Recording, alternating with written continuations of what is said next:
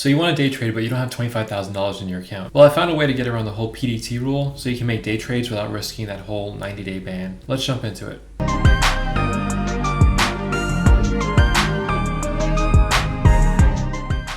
So let me provide some background first. If you're facing the PDT rule, you're likely trading on a margin account. According to the SEC, under FINRA rules, customers who are deemed pattern day traders must have at least $25,000 in their accounts and can only trade in margin accounts. So you know how when you started your Robinhood account, there was the instant $1,000 access? That's an example of a margin account feature. This is what Robinhood considers the Robinhood Instant account. You can't actually borrow money for trades unless you have Robinhood Gold, but as soon as you sell a share, you don't have to wait for the money to process before making another trade. This is invaluable for day traders because if you have a bad trade or a good trade, you get that money right back and you can instantly use it to make more day trades. But this is also why the PDT rule was enacted. See, the pattern day trade rule was enacted back in 2001 as a safety precaution. It helped to reduce the risk associated with day trading. If you keep making bad trades and getting your money back instantly, you might be tempted to keep on making further bad trades and that could destroy your account. Back to the main question, how do you get around PDT? What you need is a cash management account. You can contact Robinhood and let them know you want to downgrade to a cash account. That's how they put it. But when you set up a cash account, you can make as many day trades as you want without getting penalized. The trades are only limited by the amount of cash you have in your account.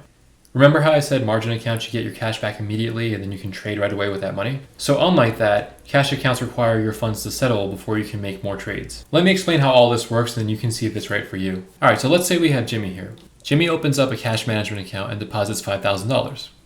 He won't have access to the instant $1,000, so he has to wait for the funds to settle and then he can start making some trades. As I mentioned before with the cash management account, Jimmy can day trade to his heart's content, but he has one limitation, the amount of cash in his account.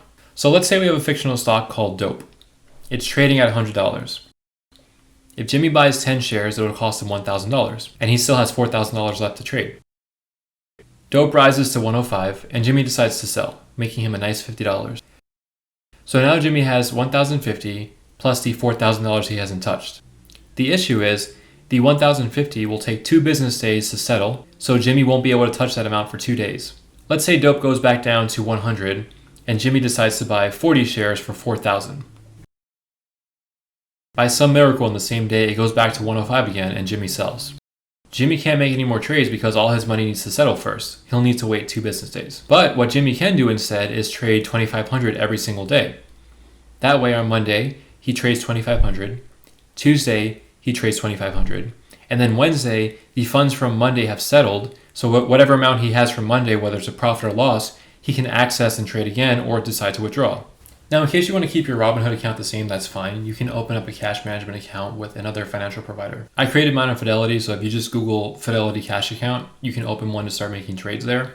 Now, I don't trade options on my cash management account. From my understanding, you can trade options that have limited risk, like covered calls, but those with unlimited risk, like selling a naked put, you'll need a margin account for that. Just a tip here, if you're new to options, you're going to want to avoid selling naked calls and puts. Well, now with this knowledge, you can partake in day trades. Now, just because you can day trade doesn't mean you can be reckless and just jump out of any trade. You still need to practice and keep learning, so make sure you're knowledgeable on the stock market. Well, thanks for watching, guys. If you could subscribe and leave a like, that'd be super awesome. It really helps my channel to grow. My goal is to create more awesome content and to answer questions traders of all levels might have. So thank you, and as always, keep on making great trades.